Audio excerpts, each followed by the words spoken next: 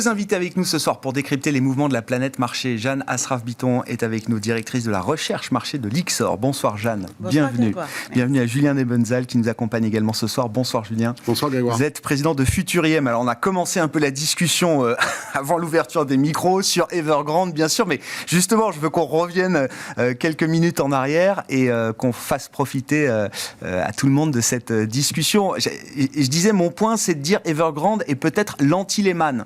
C'est-à-dire le défaut le plus attendu, le plus prévisible peut-être de l'histoire pour une entité de cette taille, avec des effets qui seront évidemment sans commune mesure avec la déflagration que Lehman a pu avoir sur l'ensemble du système financier qui a sauté, on va dire, le 15 septembre 2008, à l'issue d'une décision hasardeuse quand même des autorités américaines à l'époque, ce week-end du 13-14 septembre 2008, je vois que certaines s'en souviennent, voilà, dans les cabinets de Washington, cette décision prise par Hank Paulson, le secrétaire au Trésor américain à l'époque, qui avait, ouvert la voie à cette crise évidemment majeure, cette grande crise financière qui est encore dans tous les esprits. Est-ce qu'Evergrande c'est l'anti-Lehman ou pas, Jeanne ? Je dois avouer que je n'arrive pas vraiment à l'analyser comme anti-Lehman. Alors certes, il y a un caractère attendu et prévisible parce que c'est pas une situation récente, la situation d'Evergrande. En même temps, c'est le reflet de la très forte augmentation de l'endettement des entreprises privées en Chine, qui sont arrivées à des niveaux d'endettement très élevés. Ensuite, on n'a pas d'idée sur la façon dont les autorités chinoises vont procéder. On sent bien qu'ils veulent lutter contre l'aléa moral, donc ils attendent. D'aucuns escomptaient que sur le week-end passé, il y ait déjà des annonces de restructuration parce qu'il y avait des intérêts sur des loans, sur des prêts bancaires qui étaient du lundi. Ouais. Ils n'ont pas payé ces intérêts. Ils ont dit qu'ils paieraient. Et ça, c'est pas trop grave parce que c'est entre la banque et moi ? Non, c'est pas que c'est pas trop grave. Les banques, pour l'instant, c'est quand même chinois, donc c'est pas forcément très ouvert, mais attendent de voir s'ils vont proposer un allongement, ce qui a déjà été fait quelques semaines auparavant. Il y a eu déjà des restructurations entre guillemets, donc un accord. Voilà. Après, ils ont dit qu'ils allaient honorer les intérêts sur la dette locale qui est due demain, je crois. Après, il se posera la question des intérêts dus sur la dette en hard currency, en dollars. Ouais. Donc là, on va voir comment ça se passe. Mais le plus important, sans doute, c'est que on comprend que ça s'inscrit dans une politique chinoise globale de reprise du pouvoir communiste, de réorientation de la politique économique, mais en même temps, moi, ce qui m'étonne un peu, c'est le délai qu'ils prennent à annoncer ce qu'ils font, quelle restructuration, parce qu'autant je vous rejoins, on ne voit pas de caractère systémique mondial. Le système financier mondial ne va pas sauter vendredi quand les intérêts n'auront pas été repayés. Non. En revanche, sur le système financier chinois, et plus encore sur l'économie chinoise, ce qui n'est pas sans ricochet sur le reste du monde, ce ne sera pas sans effet. Il y a à peu près 300 contreparties. Il y a des engagements sur je ne sais combien de fournisseurs et on a quand même 120 milliards qui ont été financés par le shadow banking. C'est-à-dire les asset managers, etc. Donc, on ne peut pas considérer que tout ça va être sans impact et à un moment où l'économie chinoise ne va pas très bien.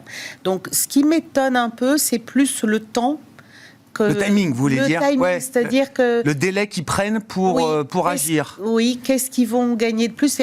Quel type de restructuration ils vont faire, où ils vont promouvoir? Est-ce qu'ils vont juste faire en sorte que des banques chinoises rachètent des actifs d'Evergrande pour lui redonner le cash suffisant pour honorer ses échéances? C'est une option. Pourquoi c'est pas fait maintenant?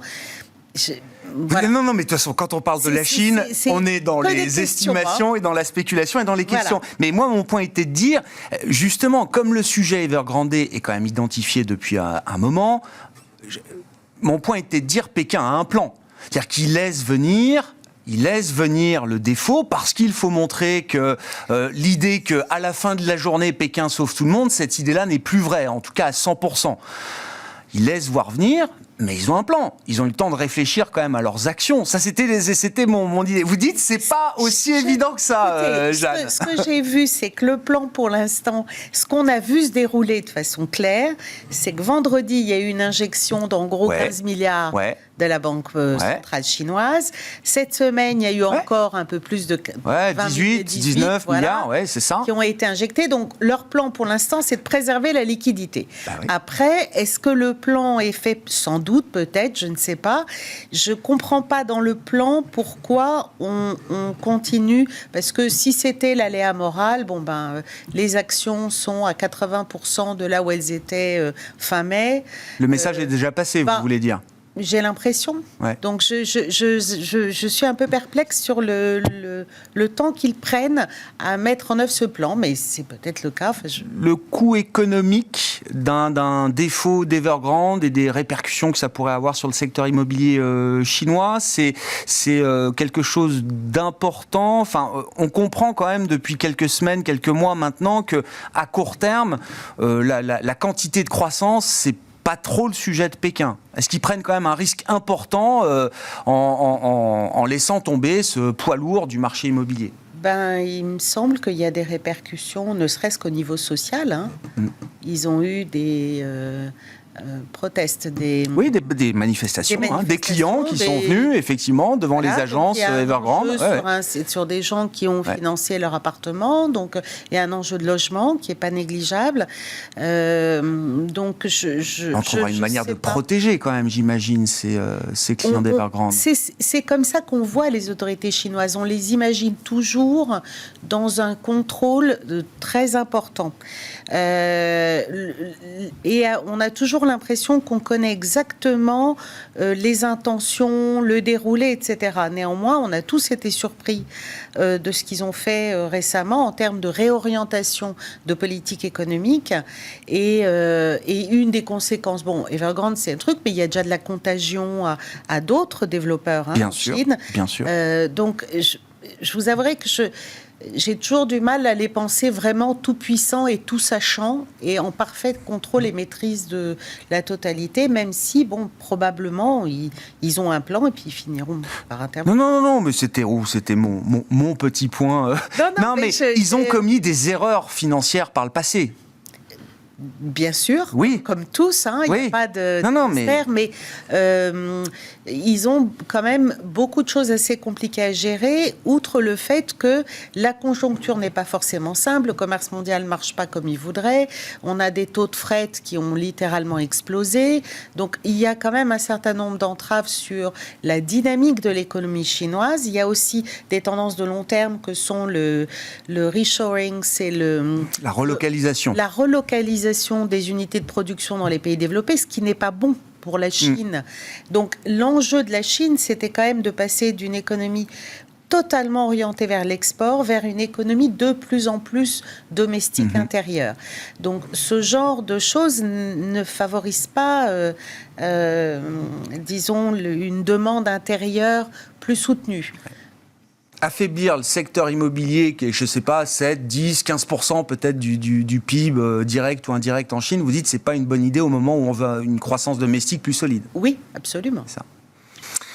Bon, alors il y a plein d'angles d'entrée autour d'Evergrande. Que vous inspire la situation? Déjà sur le risque de marché immédiat, selon vous, Julien, quelle évaluation est-ce que vous pouvez faire de la situation? Et puis encore une fois, ça nous amène à réfléchir aux intentions de Pékin aujourd'hui vis-à-vis de son économie, de sa société, vis-à-vis aussi peut-être du reste du monde. Et ce sera intéressant de voir comment les porteurs de dettes Evergrande libellés en dollars seront traités en cas de restructuration.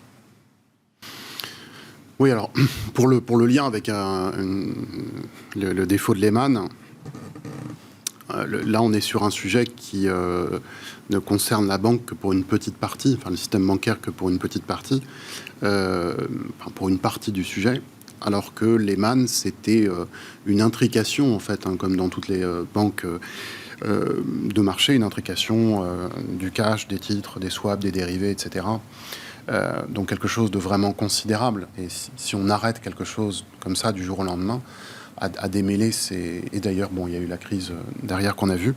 Donc ça n'est pas possible, cette chose-là. En revanche, là, on est sur un dossier plus moins complexe, puisqu'il n'y a que la partie bancaire qu'il faut surveiller en termes de systémique. Et c'est pour ça que les réactions de marché sont extrêmement mesurées. Enfin, moi, je constate que, d'abord, les marchés ont peut-être profité de cette nouvelle pour... on parle de prise de bénéfices ou d'entrée à meilleur prix. Voilà. C'est un discours assez convenu. Qui intervient alors qu'il y avait une forme de complaisance, à mon avis, qui commençait à se développer sur les marchés d'actions. Ça fait déjà 2-3 mois que c'est en place. Ouais. Donc je pense que ce sujet n'inquiète pas grand monde. Moi, mon avis, c'est que ça n'inquiète pas grand monde. Alors sur la réalité du sujet, c'est pas tout à fait mon domaine. Et puis alors, l'économie chinoise, comme vous l'avez rappelé, en plus, ça demande quand même d'être spécialiste, objectivement. Mais pour essayer de prendre le sujet sous un angle, le congrès du parti... communiste, pour moi, est vraiment déterminant, mais alors il est déterminant pour beaucoup de choses. Novembre 2022. Ouais. Non, celui qui vient de se passer. Celui qui vient de se dérouler, d'accord. Ouais.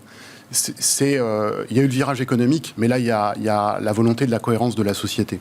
Et on fait ça, le parti fait ça, parce que les inégalités ont cru, parce que le capitalisme flamboyant est commencé à apparaître de manière démesurée, en tout cas pour la morale chinoise, la société chinoise. Et qu'en fait, garder cette trajectoire pendant encore 5 ou 10 ans, ça n'est pas supportable en fait pour le régime. Donc cette idée d'avoir une cohérence dans la société va se décliner sous différentes formes. Ça a déjà commencé. Et surtout, c'est pour ça que je reliais ça avec la relation avec les États-Unis, c'est que plus vous ramenez la société vers sa cohérence propre, avec différentes mesures, donc son futur, les décisions qu'ils ont prises sur les jeux électroniques, les décisions qu'ils ont prises sur l'éducation, vont déjà dans ce sens-là. Alors ça n'a touché qu'un petit bout financier qui est la tech, qui est un bout de la tech chinoise. Mais tout ça va dans le sens de réconforter en fait la société, de la relier, de la ressouder, parce qu'il ne faut surtout pas perdre le fil d'une population de cette taille, avec un régime autoritaire. Et surtout, ça permet de se préparer à un conflit avec les USA. Parce que pour se préparer à un conflit, je ne parle pas de la forme du conflit.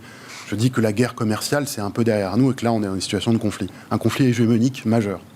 Et que pour préparer sa population, il faut l'avoir un petit peu ressoudée autour d'elle-même. C'est assez logique. En tout cas, c'est au moins défensif, à défaut d'être nécessairement offensif, c'est au moins une attitude défensive qui se comprend.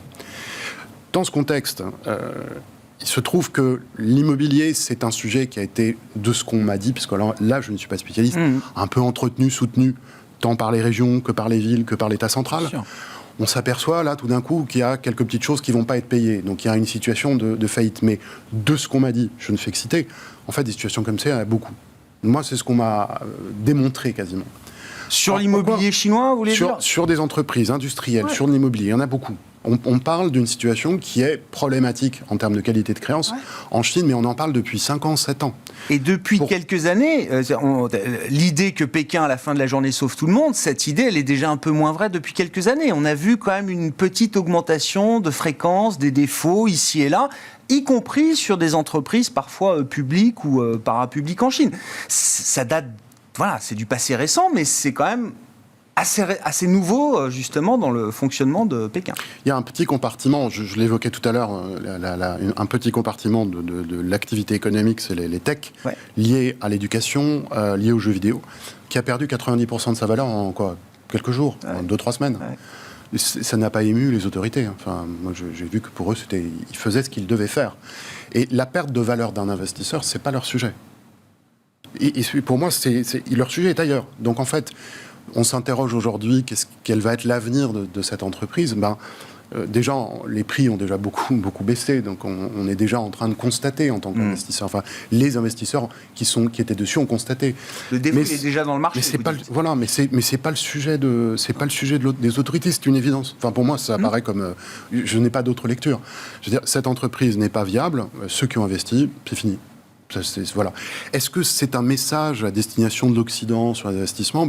Comme on investit dans une entreprise en Allemagne, ou en France, aux États-Unis, certaines fonctionnent, d'autres pas. Et là-dessus, la Chine, je pense, ne va pas particulièrement s'exprimer. Après, il y a le sujet bancaire. Alors, sujet bancaire, évidemment, là, il faut faire un peu attention, parce que le réseau bancaire chinois, il ne faut pas le déstabiliser. Et il y a des petites connexions avec les banques occidentales. C'est pour ça qu'on a eu des réactions en bourse un petit peu émotives. Mais là, a priori, c'est pas quand même le projet de l'État chinois. Donc, de faire sauter le système financier mondial. Non, ni le leur, ni le leur. Donc, je pense que sous une forme ou sous une autre, ça va s'équilibrer. C'est pas le projet des États-Unis non plus, sans doute en 2008, mais bon. Il n'avait probablement justement. Il faut bien se souvenir. On en parlait hors antenne. Il faut bien se souvenir que les gens qui ont décidé de laisser tomber Lehman, en se disant ça va peut-être pas être très très bon, mais c'est pas si grave que ça.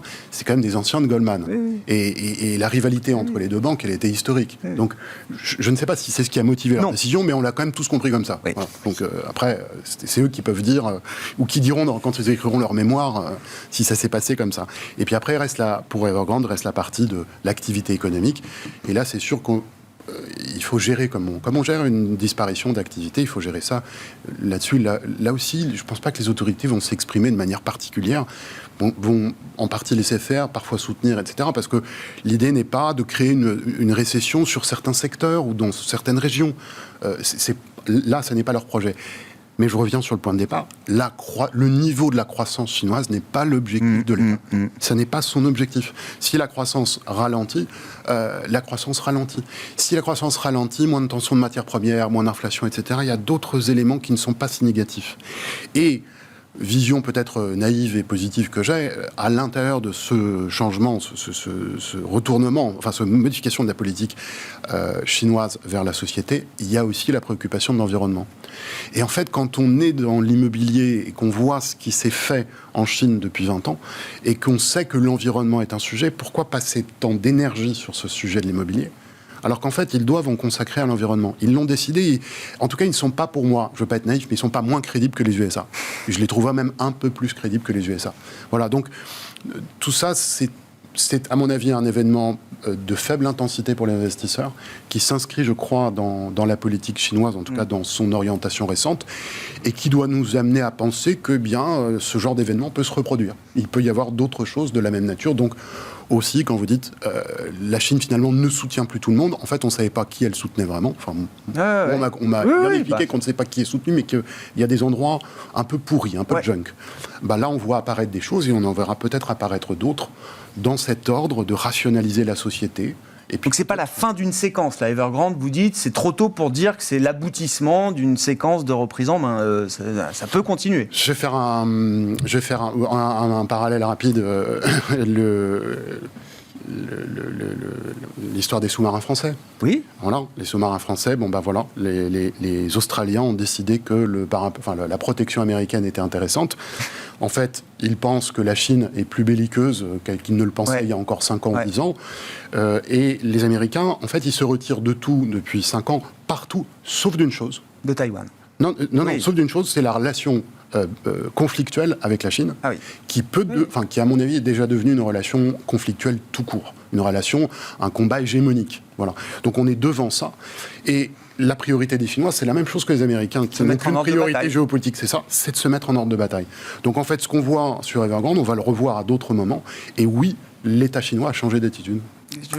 Jusqu'où l'État chinois est prêt à laisser s'affaiblir sa croissance là, à court terme parce que j'entends le discours, Julien nous dit la quantité de croissance, c'est plus le sujet. Mais socialement, quand même, la croissance, ça peut aider. Voilà, je suis d'accord dans le sens que de toute façon, s'ils veulent afficher 6%, ils l'afficheront. C'est pas très grave. Oui. En revanche, le niveau réel de croissance, c'est quand même un enjeu pour la stabilité sociale. Et si effectivement on veut préserver l'unité, il faut qu'il y ait suffisamment de croissance pour que les villes puissent absorber les afflux de gens qui viennent de la campagne et pour qu'il n'y ait pas de problème de chômage. Donc là, c'est quand même un enjeu. Ils ne peuvent pas la laisser s'affaiblir. Autour d'Evergrande, c'est 2-3 millions d'emplois, peut-être directs et indirects, qui sont en jeu. C'est pourquoi, de mon point de vue, c'est presque l'impact sur l'économie chinoise qu'il faut regarder de très près, avec ses répercussions sur d'autres économies, mais qui ne sont pas d'ordre systémique, qui sont juste, on va dire, une crainte supplémentaire pour les perspectives de croissance mondiale. L'autre élément, c'est que je pense que dans l'objectif des autorités chinoises, il y avait à un moment, vous évoquiez, est-ce que c'était leur volonté de faire baisser le cours des valeurs technologiques? Et j'ai envie de dire oui, probablement, parce que c'était devenu un contre-pouvoir beaucoup trop fort. Donc il y a une volonté de réaffirmer le pouvoir du Parti communiste chinois. Donc je pense que le fait d'enlever, on va dire, ou d'affaiblir le côté investisseur, le côté capitaliste, etc., c'est aussi une façon de réaffirmer l'orientation communiste et puis effectivement de créer une adhésion. Mais à mon sens, l'ampleur de la croissance dont ils peuvent se passer c'est pas aussi important que ça. Il y a quand même des niveaux auxquels ça peut jouer et je ne sais pas si ça, ils en mesurent toujours tous les effets. D'autant qu'en plus, ils ont un petit peu de mal à enrayer à nouveau leur épidémie de Covid qui repart. Donc, on l'a vu au mois d'août. Ça s'ajoute à des préoccupations qu'ils n'avaient pas il y a quelque temps et qui ne sont pas forcément toujours maîtrisables. Dans la Chine de la prospérité pour tous, est-ce que l'investisseur étranger, les investisseurs internationaux sont toujours les bienvenus, Jeanne ? On a l'impression que c'est moins le cas parce que justement, si l'objectif n'est plus un objectif de nature capitaliste comme on est accoutumé à l'avoir dans la plupart des investissements quand les investisseurs occidentaux se prononcent, c'est dans cette optique-là. S'il y a d'autres objectifs et qui ne sont pas toujours contrôlables, c'est plus compliqué. Donc j'ai envie de dire moins qu'avant.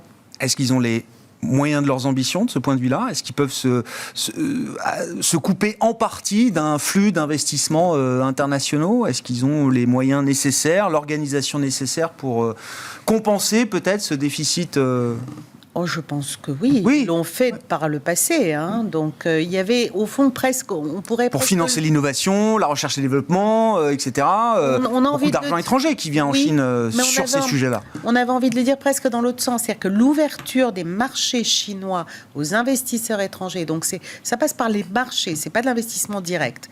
Donc, cette ouverture-là a été très forte ces dernières années et presque un peu inattendue.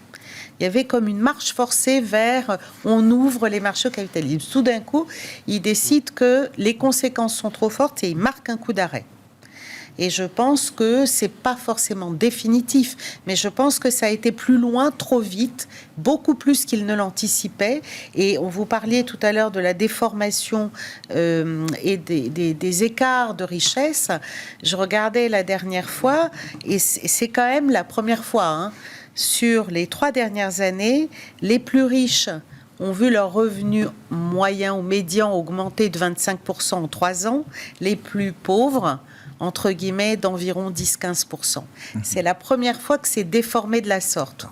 Il y a encore 3 ans... Que les riches s'enrichissent plus vite que... Beaucoup plus vite. Il y a 3 ans, tout le monde s'enrichissait à peu près pareil. Et il y a une dizaine d'années, c'était les plus pauvres qui s'enrichissaient beaucoup plus vite. Donc je pense que l'ouverture aux marchés financiers occidentaux, dans cette dynamique qu'ils ont mis en œuvre, un peu, comme je le disais, à marche forcée, a peut-être dépassé les conséquences qu'ils escomptaient. Julien Nebenzal, est-ce que la Chine reste un terrain investissable? Est-ce que c'est intéressant d'ailleurs, maintenant que les prix ont quand même beaucoup reculé, ça permet peut-être d'avoir un sentiment différent quand le prix est 50% plus bas. Est-ce que c'est un terrain qui reste investissable pour vous stratégiquement, j'entends même? Je vais rappeler, je crois, ce que moi je ne fais pas parce que je m'attache au comportement, mais ce que font de manière raisonnée, raisonnable et avec, je crois, de plus en plus de compétences, les gens qui investissent selon des critères ESG. C'est pas fantastique la Chine, selon ces critères. Et donc, que ça intéresse les analystes financiers fondamentaux, encore une fois, si on utilise ces filtres, c'est compliqué d'investir en Chine. Donc là, je me fais un peu le porte-parole d'un autre filtre que le mien. Moi, après, en termes d'allocation, ça a toujours été intéressant parce qu'il y a une déconnexion par rapport au rythme des marchés d'actions d'Occident, qui est bien... Enfin, je ne dis pas qu'elle se répète avec précision, mais il y a bien un décalage toujours de quelques mois. Par exemple, là, le sommet des marchés d'actions en Asie est en février. Et c'est quelque chose qui peut déboucher quelques mois plus tard sur quelque chose en Occident. Normalement, l'Europe d'abord ou les USA avec l'Europe qui... et ce qu'on voit en ce moment, d'ailleurs, c'est une sous-performance de l'Europe par rapport aux USA qui s'accentue. Donc je pense que tout ça, quand même, il y a une cohérence qui est en train de se dégager là, de l'évolution des marchés d'actions. Alors, l'intérêt, donc, c'est cette diversification. Ouais. Et je me demandais il y a un mois si, justement, c'était pas intéressant compte tenu de la baisse, comme vous disiez, parce que je voyais bien que ça intéressait de moins en moins de monde et qu'il n'y avait plus de pression baissière. Voilà. Sachant qu'encore une fois, c'est un marché que je connais un peu moins par rapport aux autres, et j'avais décidé de ne rien faire. Et là, on est à peine plus bas, finalement, qu'il y a un mois. On n'a pas non plus... Non, oui, l'hémorragie s'est un peu arrêtée quand même. Oui. Et là, je vois que ça baisse plus tellement par rapport à cette situation, mais la réaction, je dirais que la réaction, alors que ce soit chez les gérants anglo-saxons ou les gérants français avec qui j'échange, leur espèce de détachement de ce sujet m'inquiète quand même un peu. Donc, je ne pense pas que ce soit intéressant uniquement pour la notion de diversification et de décorrélation partielle. Je ne pense pas que ce soit intéressant d'investir sur la Chine pour le moment. J'aimerais bien parce que ça pourrait l'être. Les éléments ne sont pas réunis pour prendre cette décision. Ouais. Jeanne, sur l'idée de s'exposer, de se réexposer à la Chine. Écoutez, nous, ça fait un petit moment qu'on est en ce qu'on appelle en position neutre, donc très peu exposé sur la Chine, ou sur les émergents d'une façon globale, juste parce qu'au départ, on trouvait que les pays développés avaient plus d'attrait. C'est plus comme ça qu'on les regardait. Aujourd'hui, on a quand même l'impression que c'est encore trop tôt pour essayer, vous savez, c'est attraper le couteau qui tombe. Exactement. Donc, tant qu'on n'est pas au clair sur les impacts sur la croissance réelle chinoise et sur la façon dont vont se profiler les perspectives économiques sur les 6-12 prochains mois, on n'a pas tellement envie d'y revenir. Et on pense qu'en plus, les investisseurs, en termes de confiance, vont mettre un temps avant de vouloir retourner sur la Chine. Donc ça, vous dites ça prendra du temps, parce que ma question c'est, est-ce que 2022 s'annonce comme une grande année, par exemple, pour les marchés chinois, avec les JO, la reconduction fort probable de Xi Jinping à l'automne 2022 ? On se dit qu'ils vont quand même, pour le coup, je reprends l'expression, se mettre en ordre de marche, en ordre de bataille, pour avoir quand même quelque chose de joli à afficher, d'une certaine manière. Oui, mais tout dépend de la façon dont ils vont gérer les quelques semaines qui viennent. Est-ce que les investisseurs internationaux adhéreront ? Les investisseurs ont quand même un peu de mémoire. Oui, je comprends. Donc je pense que oui, tout dépend de la façon dont ils gèrent. Vous disiez, Julien, alors généralement les marchés asiatiques, chinois sont un indicateur un peu avancé de ce qui a quelques mois de décalage. Donc le top en Asie, c'est février. On est 6 mois après. Oui, c'est ça, je ne dis pas de bêtises. 6-7 mois après. On a vu un point haut récent sur le marché américain début septembre, je crois, tout début du mois. Est-ce que c'est le top de court terme là, pour les marchés américains ? Alors, le mois de septembre, en tout cas, tient toutes ses promesses de mois historiquement négatifs, pour l'instant. Oui, voilà, septembre, comme dit la chanson, les jours raccourcissent. Oui. Non, j'ai parlé de décorrélation partielle, donc temporelle à certains moments. C'est l'intérêt d'avoir de la Chine en portefeuille. Et le fait que le sommet ait été fait un petit peu avant, un petit peu avant le sommet, en tout cas européen, qui semble être un peu fait. Aux États-Unis, on est quand même à 3% ou 4% du sommet. Donc, parler de sommet, c'est un petit peu...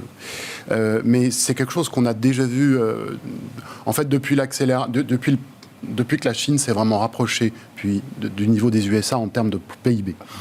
Là, on a vu que le poumon manufacturier était autant là-bas qu'aux États-Unis. Alors, on sait bien qu'il y a eu un transfert, mais on a vu qu'il y avait quelque chose qui pouvait redémarrer à un certain moment un peu plus tôt. Alors la pandémie, c'est encore un autre sujet. C'est que la pandémie, ils ont touché plus tôt, ils sont repartis plus tôt, etc. Ça rajoute aux événements. La Chine a expérimenté un redémarrage plus tôt et une consolidation de la croissance, enfin un rythme une dynamique de la croissance qui ralentit plus tôt. La question, c'est est-ce que c'est ce qui va se passer en Occident ? Très probablement. Enfin, il n'y a pas de raison que ce soit si différent que ça. Il n'y a pas dans la sphère monétaire quelque chose qui puisse aller contre. Il n'y a pas dans la sphère budgétaire quelque chose qui puisse aller contre. Sachant qu'on ne parle pas de croissance qui va à zéro. On reste dans les croissances positives. Normalisation de la croissance, modération. Donc, ce qui doit se passer, c'est la même chose assez logiquement avec justement ce décalage pour partie lié à la pandémie. Ensuite, du point de vue des cycles économiques, donc ça c'est quelque chose qui est un petit peu moins apparent parce qu'il faut faire une recherche, celle qu'on mène chez nous sur des périodes très longues. on sait depuis un moment que le prochain creux économique est quelque part entre fin 2022 et courant 2023. Ce qu'on ne sait jamais, on arrive à avoir ce genre de date qui fonctionne pas trop mal. Ce qu'on ne sait jamais, c'est où est le sommet économique. Ça, c'est impossible à prévoir. Et encore moins, comment les marchés d'actions vont se comporter par rapport à cette équation économique. Sur 2018, ça a mis 8 ou 9 mois à peu près à arriver, alors que c'était évident. En revanche, la crise financière de 2008, c'est arrivé avec pratiquement 6 mois d'avance. Donc, faut être... voilà, ce n'est absolument pas une boule de cristal. Non, bien sûr, oui. Mais on doit former un sommet de la dynamique économique, du momentum économique, on doit le former entre maintenant et dans quelques mois. Est-ce qu'il est déjà formé ? Ça semble possible. Voilà, c'est quelque chose qui semble possible. Mais pour revenir sur les marchés actions, ce qui me paraît plus important, c'est ce que j'ai commencé à voir en fin juin, je crois qu'on en a parlé ici, un sentiment de complaisance qui a commencé à vraiment s'installer.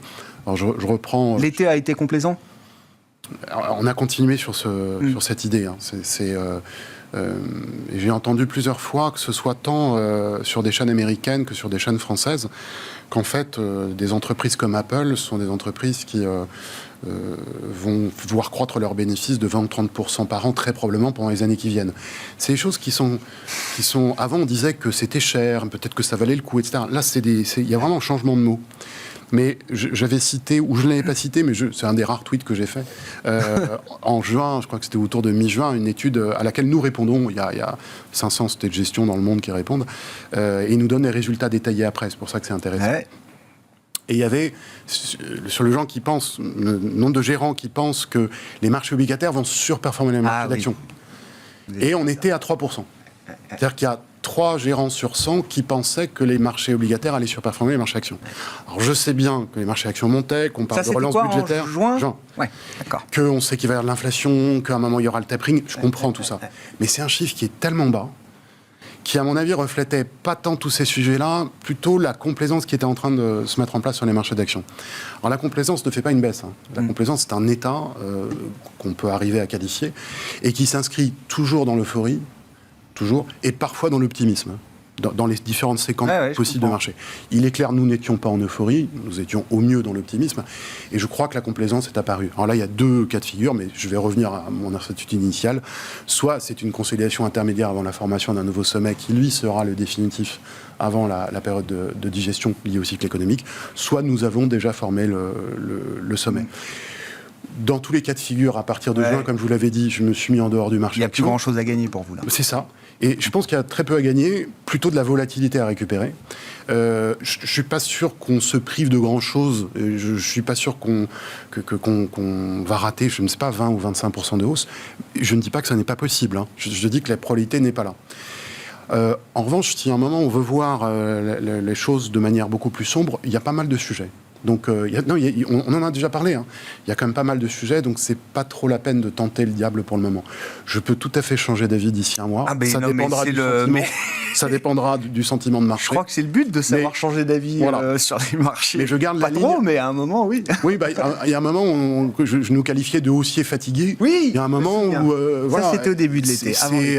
Voilà, on garde cet avis pour le moment. Bon, quelques commentaires, remarques là, sur la situation de marché aujourd'hui, Jeanne. Écoutez, nous, on a pris des profits sur les US, en particulier. Ah, ouais. Voilà, très clairement. Ouais. On était haussier pas fatigué sur les US, sur les pays développés, en fait. Ouais. Et en particulier sur le Japon. Donc, on a été content, on a tenu le coup parce qu'on a pris une très belle remontée, la belle remontée du Japon. Bien sûr, depuis mi-août, là, ouais. On était un peu avant, mais bon. Et ça s'est bien joué déjà, c'est bien fait ça. Ah oui. Ouais. C'est quand même bien avancé, hein. Ça a pris 10% en mois. Oui, bien sûr. Après, sur les États-Unis, on était surpondéré depuis très longtemps. Ouais. Bon, et là, on a eu envie de prendre des profits sur, en fait, un certain nombre d'obstacles qui sont devant nous. C'est pas forcément des choses, mais c'est plus de l'ordre de l'incertitude mal reflétée. On l'a évoqué, ils sont en retard sur la vaccination contre le Covid, les Américains, donc les cas repartent, les hospitalisations sont élevées, les décès également. Donc le tableau est pas bon de ce côté-là. Ensuite, il y a quand même, il se passe au Congrès des choses qui sont le retour de la grande mésentente entre démocrates et républicains. Oui. Ça se passe pas bien, on l'anticipait, mais là on voit que ça se concrétise. C'est pire que d'habitude. La question du financement du gouvernement fédéral, la question du plafond de la dette, chaque automne, c'est la même histoire. Non, à chaque fois, ça se termine bien. C'est pas tout à fait la même histoire. Paraît-il, les spécialistes qui regardent, les politologues qui regardent ça de près disent non, la tension entre républicains et démocrates ressemble à celle qu'il y avait en 2011. Et déjà, là, hier, je crois que c'est la Chambre des députés qui a voté le relèvement du plafond de la dette. Maintenant, ça va passer au Sénat, mais les républicains ont déjà dit au Sénat qu'ils ne voteraient pas le relèvement du plafond. Donc, ils vont bloquer. Alors, comment est-ce que ça va se débloquer ? Je ne sais pas. La situation est, paraît-il, très tendue parce que les Républicains ne veulent en aucun cas d'un plan décennal budgétaire de 3 500 milliards. Donc le risque de franchir la ligne jaune à coup d'erreur de politicienne. C'est pas notre scénario central. 2011, c'était quoi ? Ils perdaient leur triple A, c'était ça, 2011, les États-Unis ? 2011, c'est le moment où ils ont été obligés, ils ont eu un shutdown, le gouvernement ne pouvait plus payer ses fonctionnaires. Ça a été quand même un été très compliqué. C'était à l'été. Donc, notre scénario central n'est pas que le gouvernement va être obligé de fermer, mais ça secoue quand même pas mal en ce moment. Finalement, à ce stade, ils ont voté ni l'infrastructure, ni le budget, ni le debt ceiling, ni le relèvement du plafond de la dette. Bon, donc ça, c'est le deuxième élément on va dire, politique économique. Le troisième, qui est un peu la conséquence du second, c'est que quand ils vont voter, même s'ils votent 2500 milliards de budget, il va falloir qu'il y ait des contreparties. Dans ces contreparties, vous avez des relèvements d'impôts. Comment est-ce que les relèvements d'impôts vont impacter les marges des entreprises et les résultats ? Voilà. Alors aujourd'hui, on a très peu de visibilité. On se dit, et les études nous incitent à penser que l'impact des relèvements d'impôts probables pourrait affecter les bénéfices 2022 américains entre 2% et 10%. Ah oui, ça fait non. C'est pas en soi énorme, sauf que 10%, c'est justement la croissance des bénéfices. C'est ce qu'on attend, mais bien sûr. Voilà. Donc, du coup, en attendant... Ajouter aux effets de hausse des matières premières, coût du travail, etc. Non, ça, on considère, nous, que ces effets, on va dire, donc le coût des matières, le coût du travail est en partie amorti par la productivité qui est forte. D'accord. Le coût des matières, on n'a pas trop de crainte parce qu'il y a un levier opérationnel fort aux États-Unis. Même si la croissance n'est entre guillemets que à 4%, je comprends. Le levier opérationnel peut normalement amortir l'effet des coûts des matières. En revanche, les taxes, non. Donc on a de l'incertitude sur un certain nombre de plans et du coup on se dit que c'était bien de prendre des profits. On n'est pas négatif, non, mais on se dit que bon, voilà. Et en revanche, on a conservé la position surpondérée sur l'Europe, qui elle en revanche est bien en avance aujourd'hui en termes de vaccination Covid. C'est la seule zone par laquelle on relève encore un petit peu les prévisions à la hausse. On finit l'ajustement à la hausse des prévisions économiques sur l'Europe. Il y a quand même un très fort levier opérationnel et ça pourrait être une façon indirecte de jouer la Chine et les émergents parce qu'on a une belle exposition notamment à la consommation chinoise.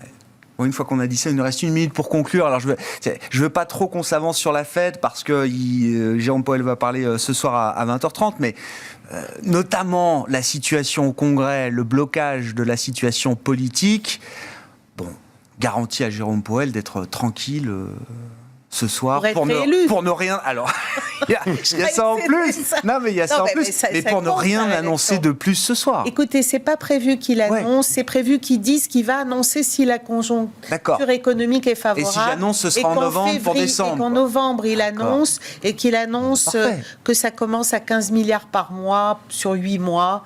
De réduction des achats d'actifs. Bon, la réalité, plus intéressant, il faut surveiller les fameuses dots.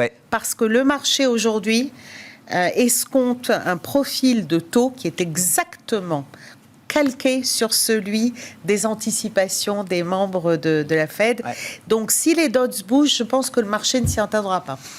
Débrief demain à 12h30 dans Smart Bourse, évidemment après la réunion de la Réserve fédérale américaine. Et vous l'avez dit, Jeanne, les enjeux vont être nouvel horizon de prévision 2024 et les projections de taux directeurs faits par les membres de la Réserve fédérale américaine. Merci à vous deux d'avoir été avec nous ce soir dans Planète Marché. Jeanne Asraf-Biton, directrice de la recherche marché de l'Ixor, et Julien Nebenzal, le président de Futur IM.